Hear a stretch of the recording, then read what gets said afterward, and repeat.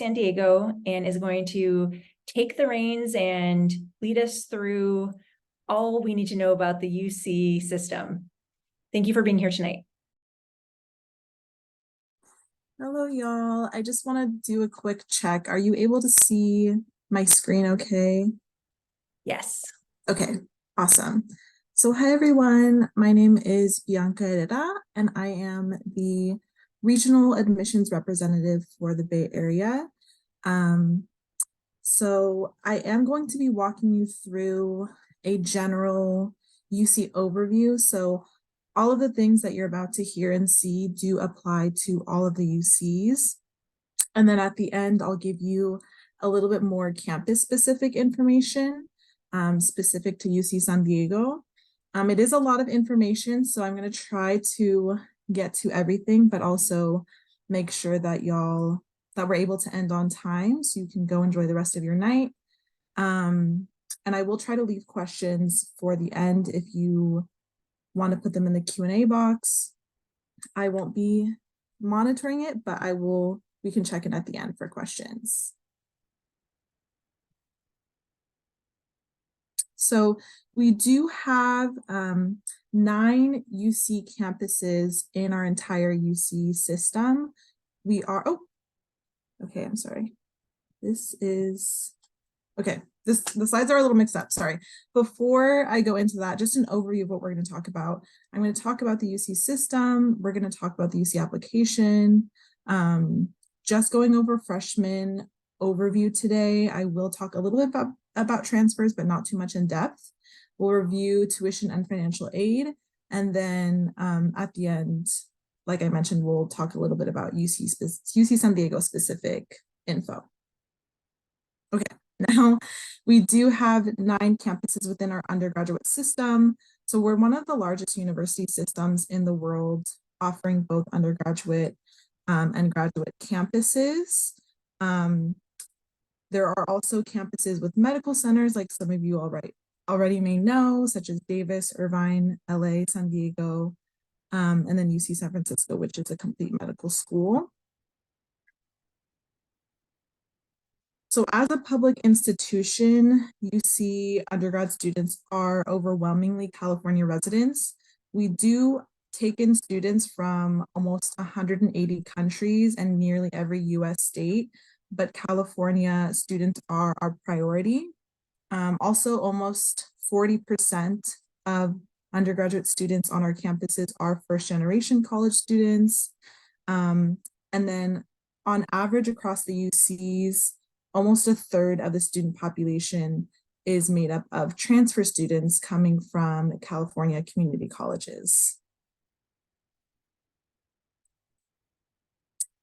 So each campus within the system does have its own culture and environment and even campus-wide degree requirements. So as students consider which of their campuses they want to apply to, they should factor in what majors are offered at each campus. There may be similar majors that each campus calls a different thing, and we all may have different requirements for that subject discipline.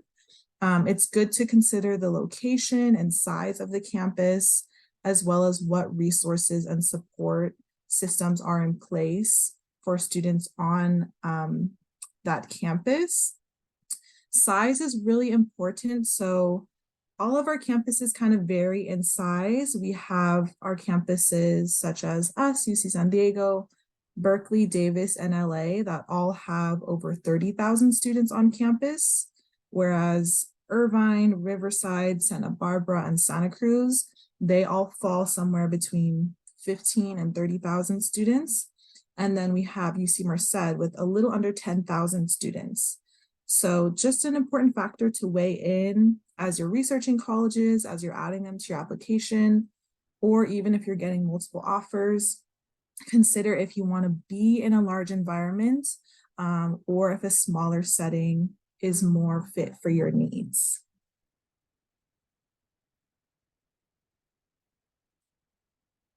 So many of you probably already know, but for each campus, it's the same application. So there's one UC application, and you just go and add each campus and each major for that campus on the UC application. You do have to add, you are able to select different majors for different campuses. So if you want to apply as a biology major on one campus and a psychology major to another campus, that's completely fine. There is the $80 fee for each campus application, and there is a fee waiver available, similar to what I just caught from the CSU information. If you have qualified for free reduced lunch, or if you in the past got a fee waiver to take an SAT or ACT exam, that is a pretty good measure of whether you would qualify for a UC fee waiver. And you can use that fee waiver for up to 4 campuses, and your eligibility will be determined within the application. So the application actually asks for your family income. It's not used for evaluation purposes, but it is used right then and there to see if you will qualify for a fee waiver before you have to pay at the end.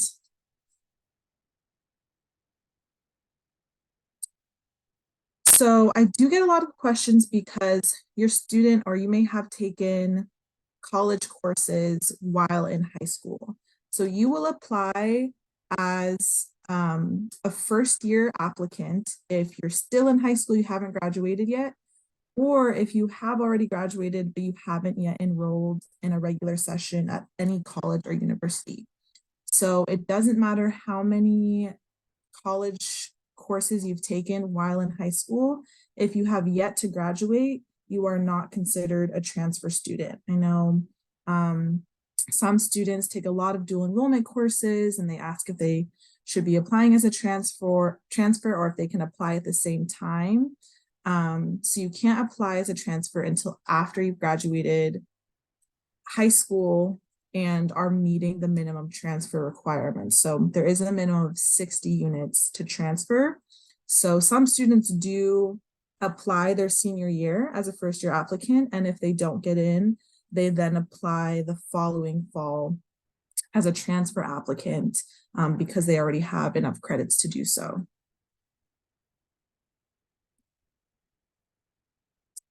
So this is the UC timeline, very similar to the Cal State timeline. So our application opened up in August just for students to make an account and start inputting information if they wanted to.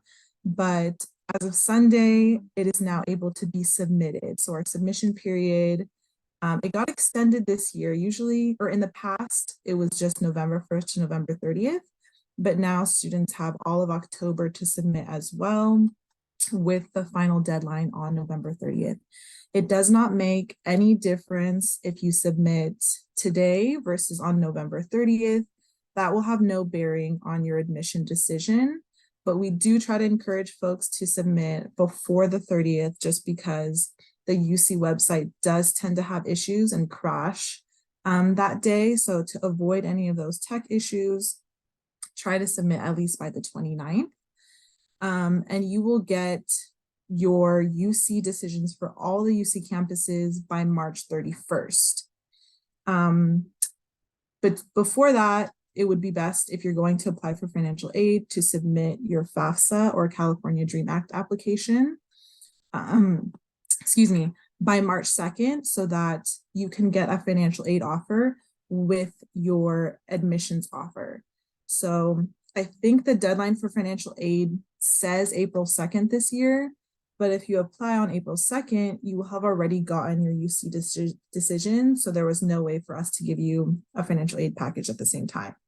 So best to apply for financial aid by March if you're going to do so.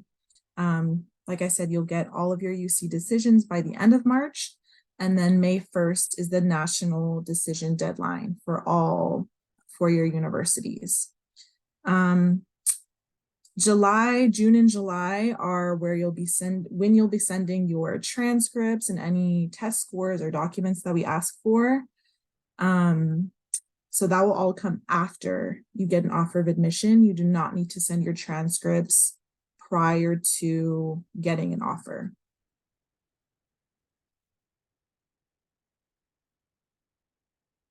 So these are the minimum admissions requirements for first-year applicants.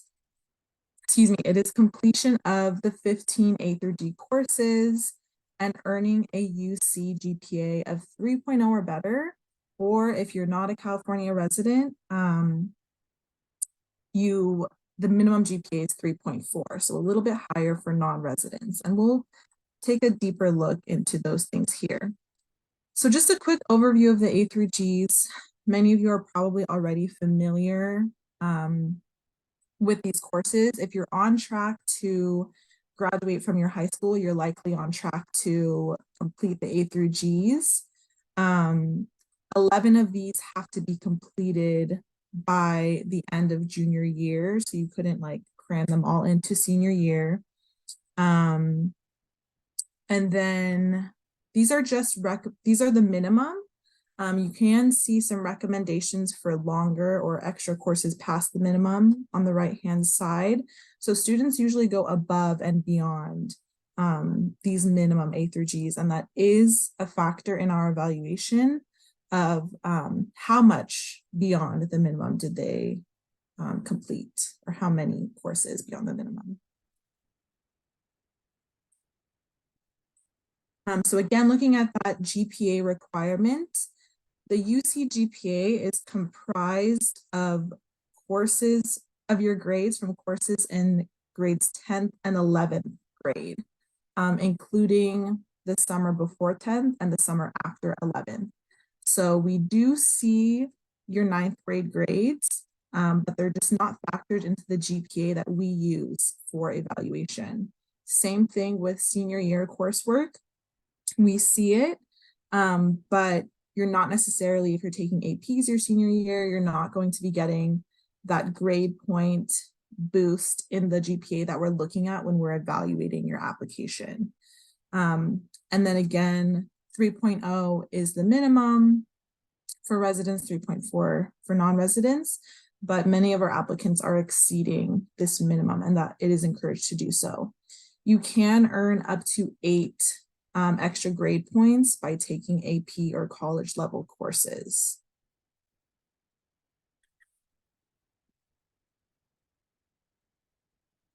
So those are the minimum requirements. And then outside of that is selection. So once we know a student is eligible, that's when we go into our comprehensive review using multiple factors to kind of determine whether the student is going to be offered admission on campus.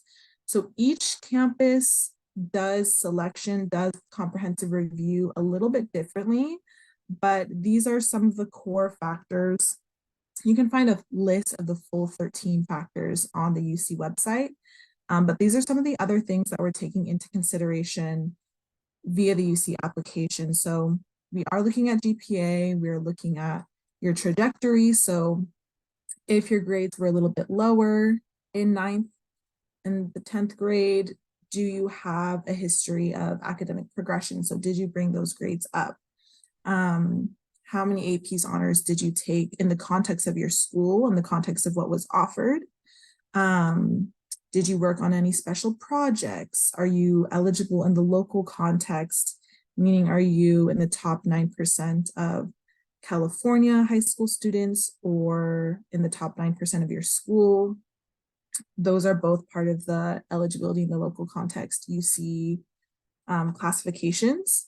We're looking at your personal school and family context, so any circumstances outside of school that may have impacted your academic performance or enhanced it. We're looking for talent, any special talents. We're looking to see if you've won any awards, if you have held any leadership roles in your extracurricular activities or in your family or in your faith organization. And then, like I said, we're looking at any special circumstances. Extracurriculars can be anything from work, from employment, to volunteer service, to being in a club at school, to being in a sport, to having to help your family a lot outside of school. All of those things are worthy of going on the UC application, even if it's something not necessarily formal like a club, but you've just dedicated a lot of time to a project or a hobby. That can definitely go in the activities section. We just want to see how you've been spending your time outside of school these past 3 years, and who you are outside of the classroom as well. So we're really trying to get a full picture of you, not just your grades and courses.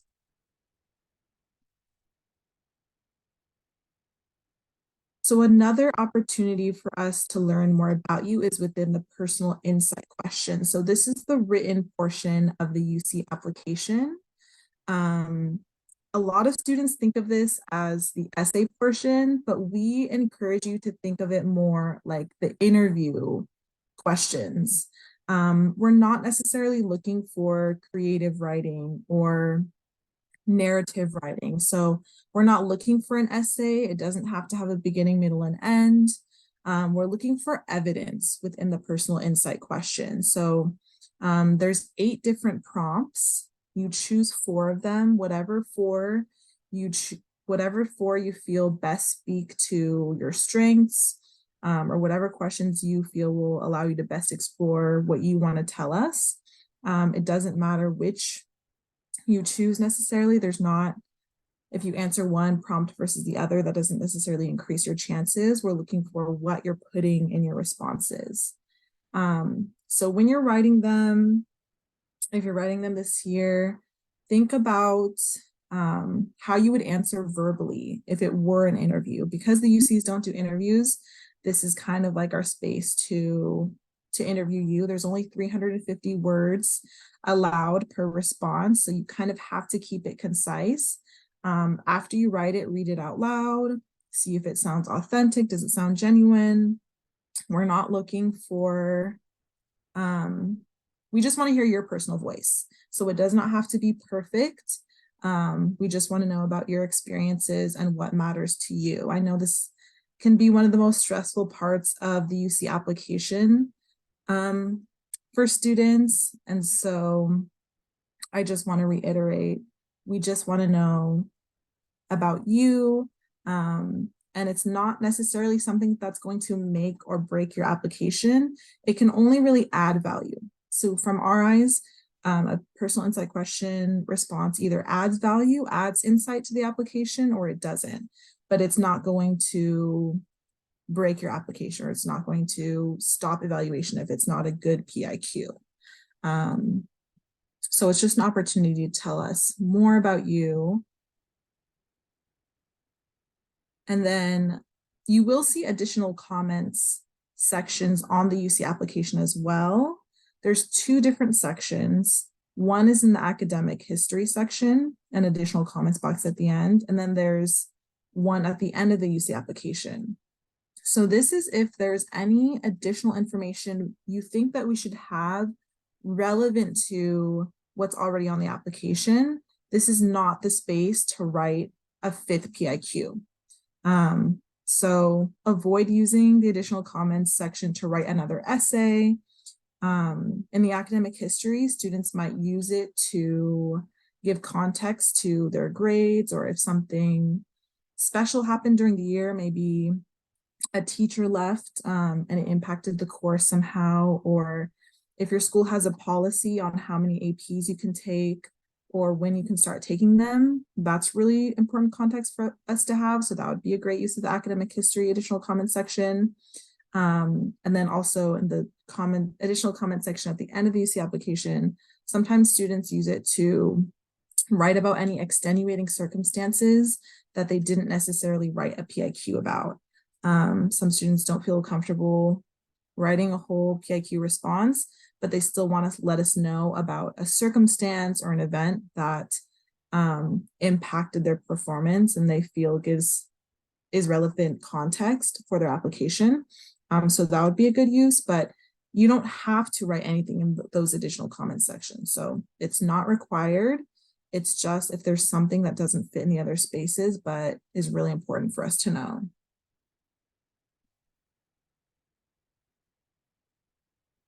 Okay, so I'm just going to go a little bit over tuition and financial aid for the UCs. So for next academic school year, so 2024 to 2025, the estimated average total cost for a new student on campus is a little over $42,000.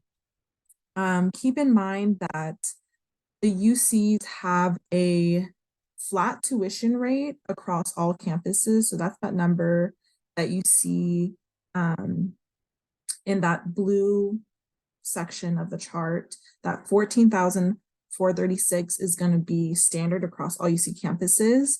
And then on top of that, an individual campus may have additional fees that brings the tuition fees cost a little higher, excuse me. Everything else is an estimate based on which campus you're on, how much housing is on that campus, or also if you choose to live off campus, your cost may be a little bit lower. And then personal expenses, transportation, books and supplies, those all vary depending on how you're getting around, what books you're getting if you're renting versus buying books, and what your personal expenses are. So most students aren't paying this full cost of attendance that's estimated here. I always like to show, because I know there's a lot of folks who are non-residents applying. So non-resident tuition is higher. And so the total estimated cost is higher as well. It looks like across the UCs, the UC tuition for non-residents for the 2024 to 25 year is sitting at a little over 48,000. And the UC does have a stability, tuition stability plan. I think, I'm not sure if it's 5 years or 4, but your tuition will remain the same as the year that the student is coming into campus. So if you're a California resident coming in 2024, your tuition base rate will always be that 14,436, even though tuition for the UCs goes up every year for each incoming class. That rate will not change for you. So it's stabilized for your time at the school. Same for non-residents. So we do offer financial aid, all of the UCs. Over 70% of undergraduate students do receive financial aid, with an average award, as you can see, of about 18,000. And over half of UC students, undergraduates, pay no tuition because of their grant and scholarship aid. And part of that is because of our Blue and Gold program. So the UCs, all of them participate in the Blue and Gold Opportunity Plan, which is if your family income is under 80,000, your tuition is completely covered. We'll make sure that it's covered either by a grant, it's usually grants that cover it. And so that may be covered by federal or state grants, or if you're not getting those, then we will give you an institution grant from whatever campus you're on. To make sure your tuition is covered. There's also the middle class scholarship for family income under that 217,000, and that is also something that is determined by applying for financial aid. So the only way to qualify for either of these programs is by applying for financial aid. So there's no separate application to apply for the Blue and Gold or to apply for the middle class scholarship. The information will be derived either from your FAFSA or a California Dream Act application.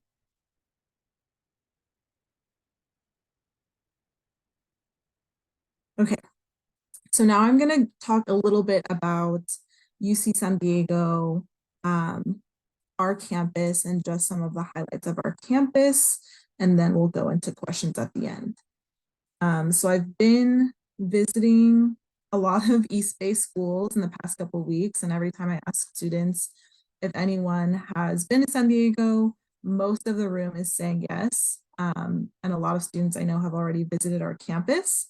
So you may already be familiar with San Diego, but if you haven't had a chance to make it down there, it is a really large city. So we're the second largest city in California. Our campus sits on about 1,200 acres of land. So we are not in San Diego proper. We are more north in La Jolla. We are a coastal campus overlooking the ocean, and we are 10 minutes to the beach. So we actually have a shuttle that takes students directly to the beach, where we have our Scripps Institute of Oceanography. So this pier that you see here is actually owned, operated, and managed by UC San Diego researchers. So students in our oceanic sciences and marine sciences they are able to do research on the beach, around the pier, and they also take a vessel or a boat out to sea and do research on the ocean.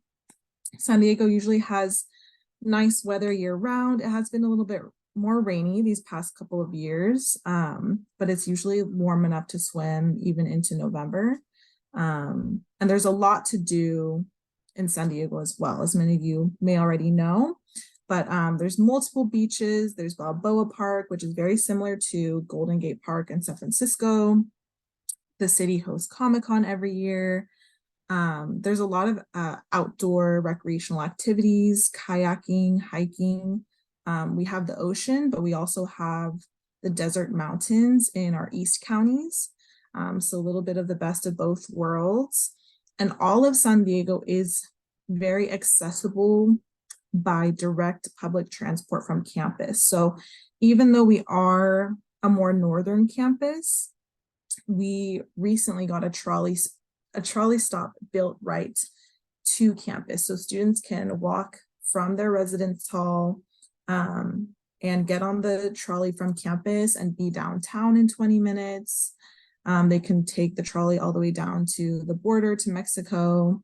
And a bus pass is also included in their tuition.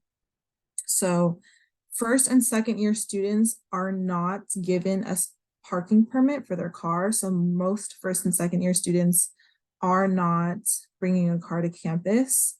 But it's very easy to get around via these public transport methods or by getting a ride with an upperclassman who may have their car on campus.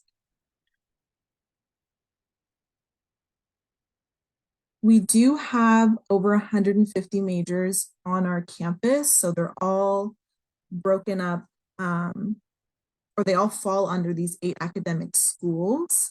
And we have our selective majors on the left here. So you might hear other campuses use the term impacted. We used to use the term capped, but what selective essentially means for us is that enrollment, the interest in these majors far exceeds the enrollment capacity of the department every year.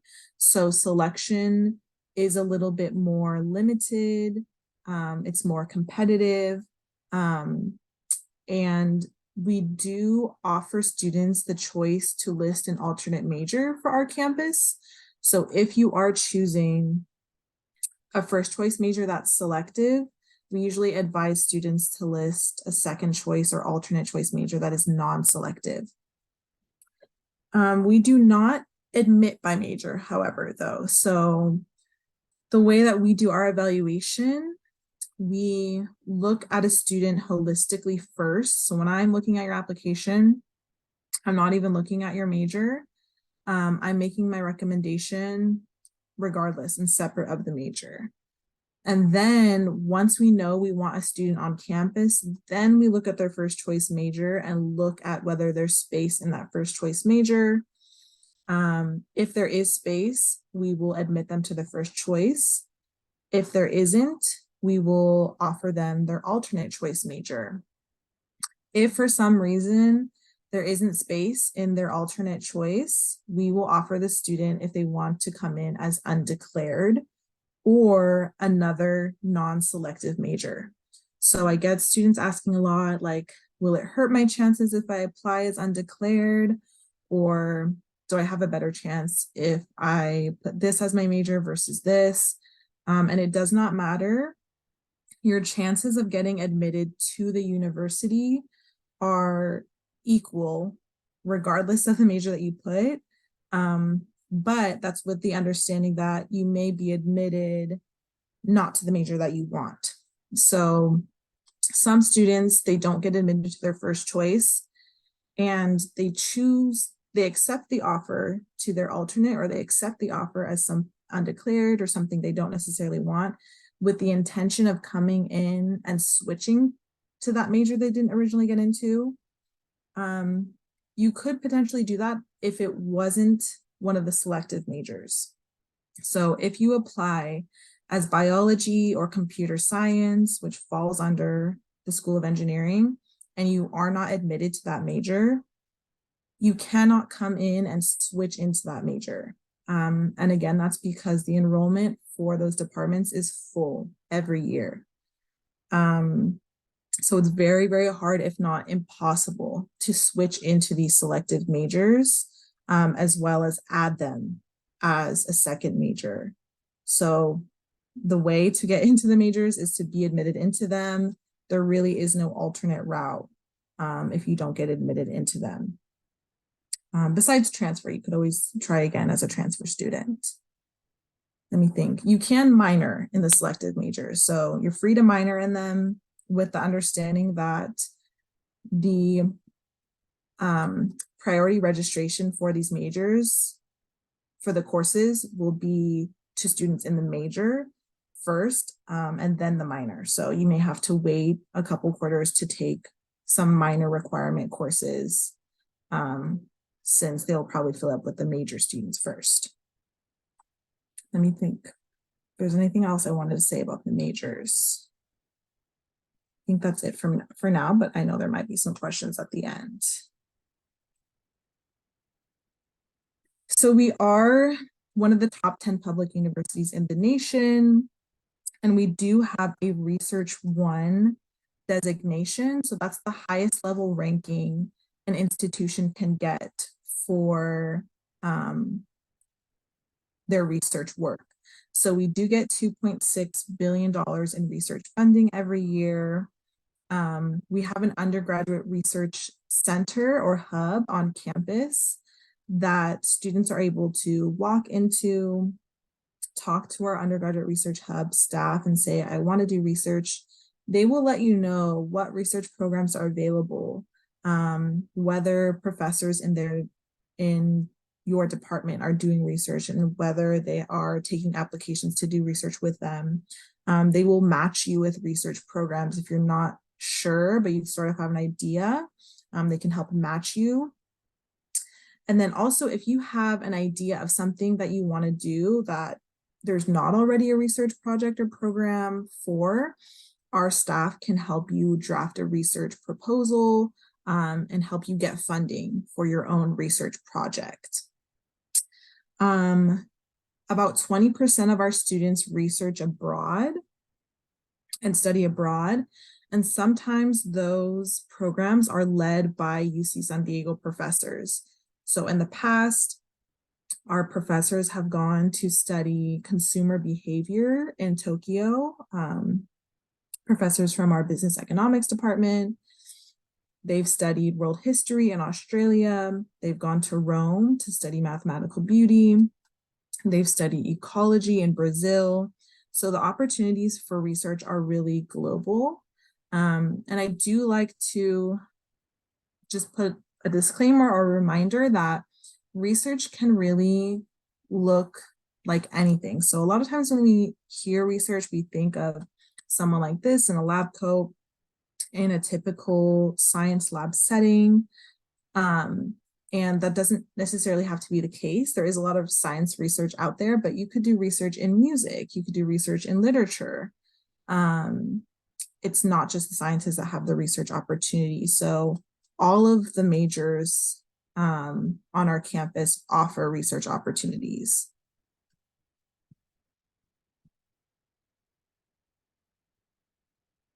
So something unique about UC San Diego is our college system. If you are applying this year and you have added UC San Diego to your UC application, you will find that we've asked you to rank these colleges from 1 to 8. So the way that we like to kind of describe it or compare it is to like the Hogwarts houses from Harry Potter.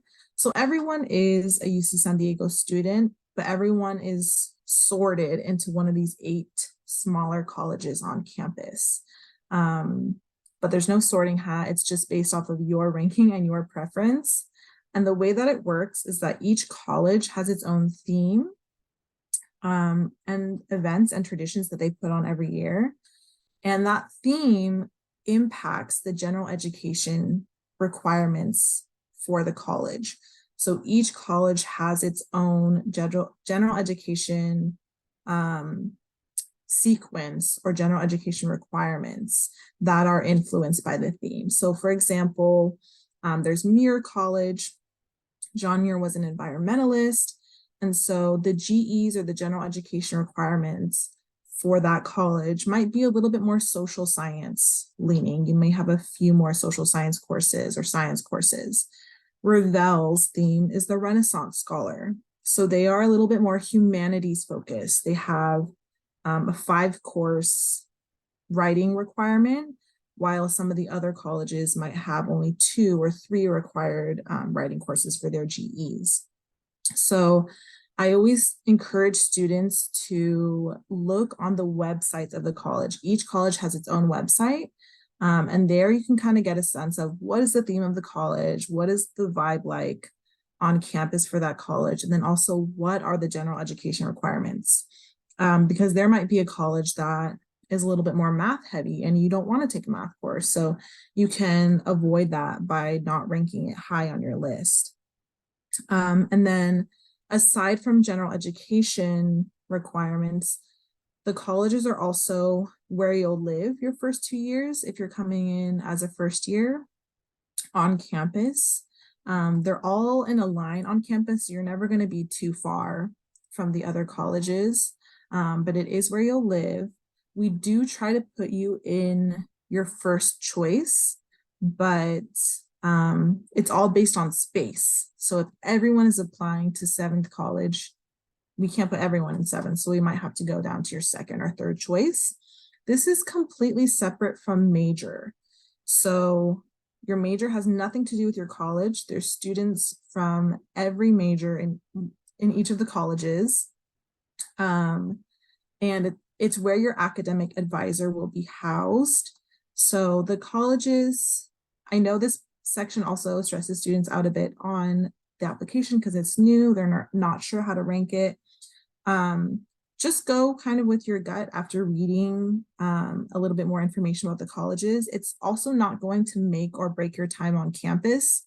The colleges are really just meant to give you a smaller community because our campus is so big. We're just trying to give students that smaller, more intimate space on campus and more streamlined access to resources like the academic advisors. But you will have classes with students from all of the colleges. So it's not like you're only going to be taking classes with Revell students or Warren students. You will be interacting with everyone on campus. But if you live on campus the first 2 years, you'll be housed in your college. You cannot switch between colleges either. So once you're placed, unless it's a really extenuating circumstance or an emergency or something like that, a special circumstance, you will be in your college for the entirety of your 4 years. Even once you move out, if you live somewhere else, either on campus or off after your 2nd year, you'll still be repping your college. So there is a little bit of rivalry between the colleges, but it's all in good fun. So very similar to the Harry Potter and the Hogwarts world. Okay, let me think. I think that's all I wanted to say about colleges. So there is a lot happening on campus. We have over 600 different student organizations or clubs. Some of them are academic focused, like political science club, or we have like a pre-med student group that has a faculty advisor for students wanting to pursue a medical degree. We have faith-based student organizations, and then we have some silly clubs, like we have a Costco club that goes to Costco every week. You could also start your own club if there's not something for you on campus already. We also have 23 Division I sports teams. So all of our athletic teams are Division I, except for men's volleyball, women's and men's water polo, and then our rowing team, which rowing doesn't fall within the division classifications. But the rest are Division I. We have pretty much everything that you can think of besides football. So we have basketball, baseball, softball, volleyball, track, tennis, swimming, pretty much everything. A lot of our UC San Diego students do hop on the trolley to go to San Diego State's tailgate for football. So if that's an experience you want, you can still have that experience. It's not far away. It just won't necessarily be on our campus. We also have campus-wide events. Meet the Beach is our big beach party that we throw every year for admitted students. So it's just a huge beach party. There's free food, water sports, music. We have the Unolympics, which is a big campus-wide event where the colleges kind of compete against each other and kind of like field day activities. And then we have our Sun God Music Festival. That's pretty popular in the past. Drake has performed at the Sun God Festival. Miguel, Snoop Dogg have been guest performers in the past. We were supposed to get Doja Cat before the pandemic happened, but then COVID hit, and now I think she's a little bit too big. But it is a really popular event on campus that other San Diego folks try to come to as well. So this is a look at our admit data for this past year's applicants. So we received over 130,000 applications and were able to admit a little over 32,000 of those students, which put us at an admit rate of about 25%. And I do get feedback from students a lot about like the UCs getting more competitive every year or getting harder and harder to get into. And it's not because we're like grading the applications harder or we're trying to be more rigorous. It's just that we get thousands more applications every year, but the amount of students we're able to admit due to size on campus and wanting to keep our student to faculty ratio at an appropriate level and our class sizes at an appropriate size. The space we have on campus remains relatively the same. We're growing every year and we are able to add more space on campus as time goes on. We just added our 8th college, but we could never grow as fast as the amount of applications that we're getting in each year grows. So that's why our admit rate is that number. It's not, like I said, necessarily because we are becoming more sticklers on the application. So that GPA range that you see there is the middle 50% of admitted students. So the middle 50% had a GPA that fell between that range. So there were students admitted below that range and students that were admitted above. Again, when we look at your application, we are looking at you in the context of your school. So we're looking at what's available at your school, like how many APs honors are available, and what students are generally taking. So we're not measuring you against another school stats if they have a lot more APs available or if they don't have as many. You're not being compared to those other students. We're looking at you within the context of your environment and what the trends for your school are. And then I also like to just show the transfer snapshot as well, just to give you some perspective. For For one, we get a lot less transfer applications. So we went from that 130,000 to a little bit less than 20,000 transfer applications. And we were able to admit over half of our transfer applicants last year. So we are a very transfer friendly campus. The evaluation process is completely different, but you can see the GPA range for that middle 50% of admitted students is lower as well. So I always tell students, keep this in your back pocket if you're not already planning on transferring. If you want to go to UC San Diego and you do not get in your senior year, that doesn't mean that you can't still get to campus or have your degree from UC San Diego. The transfer route is a lot more accessible.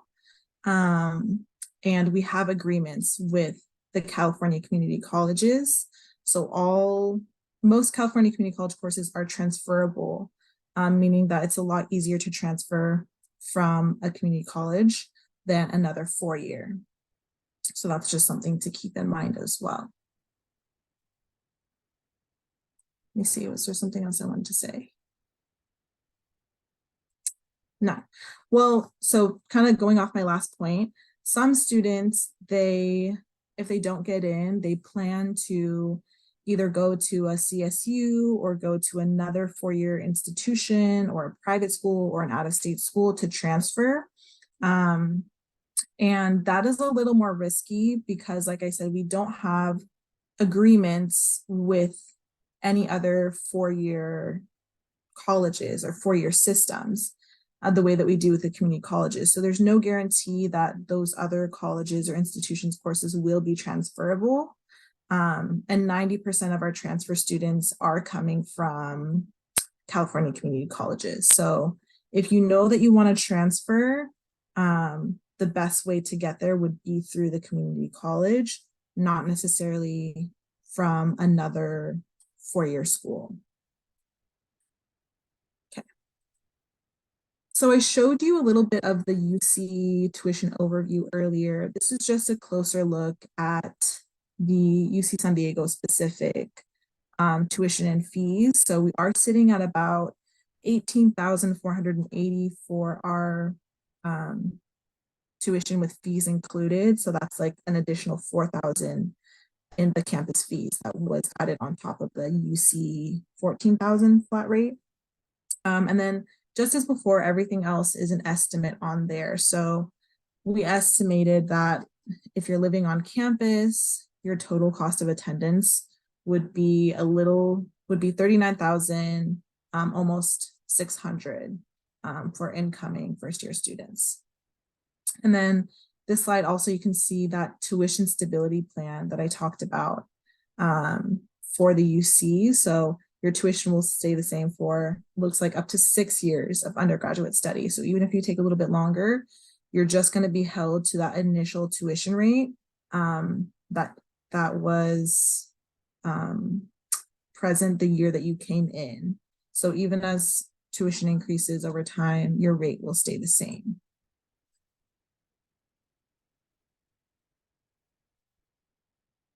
So if you do have UC San Diego specific questions or just general UC questions, you can always contact us via our contact form on our website.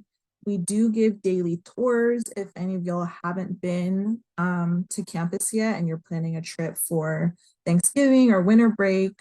The tour availability on our website, it shows 3 weeks in advance. So you couldn't book a tour for Thanksgiving right now. You would have to check like in the beginning of November. We also have a virtual tour on our website if you're not able to make it down. Excuse me. It walks you through campus and all of the buildings on campus. And if we are going to have any upcoming events, or virtual events, including like UC application workshops, those will all be on our events page on our admissions website. But I will take some questions right now. It looks like we have a little bit of time. Bianca, would it be helpful if we queued those up for you? Yes. Okay, great. We've got some good ones lined up. just an easy one to start. What is UC San Diego's stance on ChatGPT? And, what are you kind of saying to people asking about, is it okay to use for brainstorming? Is there any way to know if a student is using it? Just your thoughts. Yeah. So this was actually discussed recently at our UC counselor conference. So we know that students are increasingly using ChatGPT and other online resources for their academic work, and they may try to put it to use for their UC application. It would be okay to use for brainstorming. We don't want anything like copied and pasted from ChatGPT in your personal insight questions. Some of our senior directors of admission for the campuses feel that ChatGPT may be a useful tool for kind of leveling the play field for folks who may not have access to like admissions advising, because some students have private admissions counselors that are able to spend more time with them on their application or their personal insight questions. So in that sense, we don't necessarily see it as a bad thing. Like, we understand that it may be useful for students, but we just want to remind students that we're looking for your voice when we're reading your personal insight questions and when we're reading your application. So ChatGPT may be useful to an extent for helping you get ideas or put your ideas together or organize them. But the most important things that you're going to be telling us through your PIQs are going to come directly from you. So there's no way that ChatGPT can know your exact experiences, your exact goals, what's happened to you, and what you want us to know. So just keep that in mind. And there is a statement of integrity that you're signing when you're submitting your UC application. That is kind of like a binding agreement that you are saying that everything on your application is true, that it is unique to you, that you did not plagiarize anything. And we do have systems in place for kind of flagging for plagiarism. And so, yeah, just keep that in mind. But it's definitely okay to use for brainstorming or organizing thoughts or anything that you would kind of do similar to like your English classes. I know some of the English courses have class sessions on the PIQs. So that kind of work it's okay to use, but make sure that you're still using your own words and your own experiences. That's great. Thank you. Yeah. Can you say how students know if they're part of ELC? So your counselor should know if you are part of the ELC in your high school, because there's two different eligibility within local context. So the one, like I said, is the top 9% of California high school students.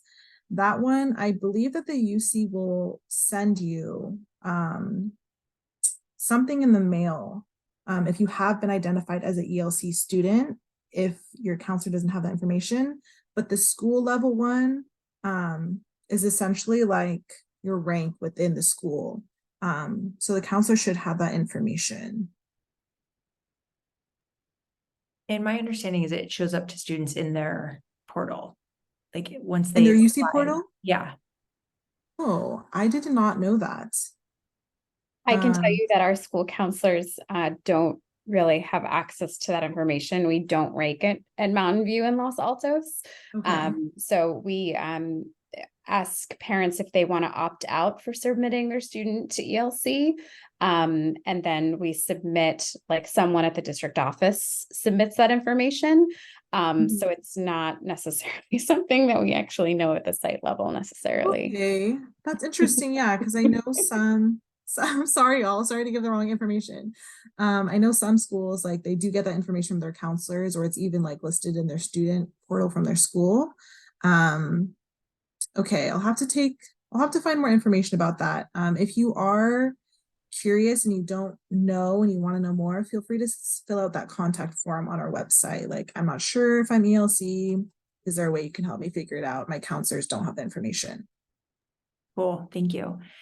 Could you talk to us a bit about, for a student that is admitted to one of the selective majors, does it typically take longer than 4 years to graduate because it's difficult to get classes, or just kind of give us an idea of that?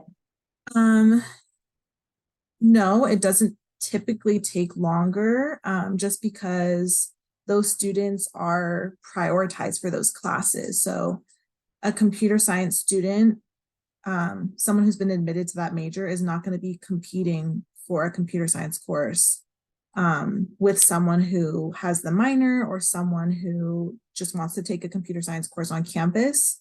So if students are taking longer in those majors, it may be just specific to their personal circumstances and their academic plan, but it's not a trend that we're seeing in our selective majors. Excellent, thank you. A question about GPA. Could you talk a bit about the AP honors caps and just how the GPA is calculated? Yeah, so the cap, so you can get up to 8 extra grade points in your GPA through AP, UC certified honors courses, and transferable college courses that you might have taken at a community college or another institution. So after those 8 points, we'll still see that you took those other courses and we'll see the grades, but it's just not going to show up in the UC GPA that we see when we look at your UC evaluation. So we'll still see it, but the GPA that we see will just be capped at that 8. And then again, the UC GPA is calculated using your grades from 10th and 11th year, and the summer before and after. So the summer after 9th grade and the summer after 11th grade are kind of like the bookends of the grades that we look at for the UC GPA. And you will see your UC GPA in your UC application.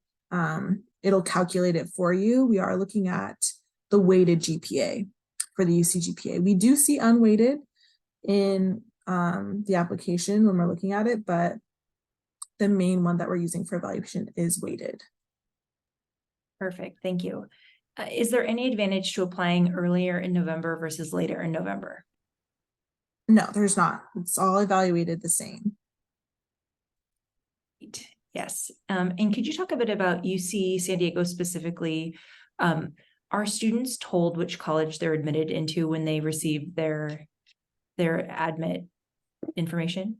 Yes. So when you receive your offer of admission, your college will be included in there. And like I mentioned before, there's not an option to switch between colleges. So we would hope that the one that we admitted you to was ranked high on your list, if not number 1, which is why it is kind of important to do your research before ranking them, so that you're put into one that you hopefully have some sense of and wanted. Excellent. Well, I want to thank you on behalf of everyone that showed up tonight. We appreciate the community for coming out and listening. We so appreciate you giving up your time to provide so much wonderful information. Students, families, just remember you can reach out directly. The contact information is here. Every UC has similar contact information available, and you also have your on-site resources. So with that, thank you, everyone. Have a great night. Thank you. Y'all. Bye.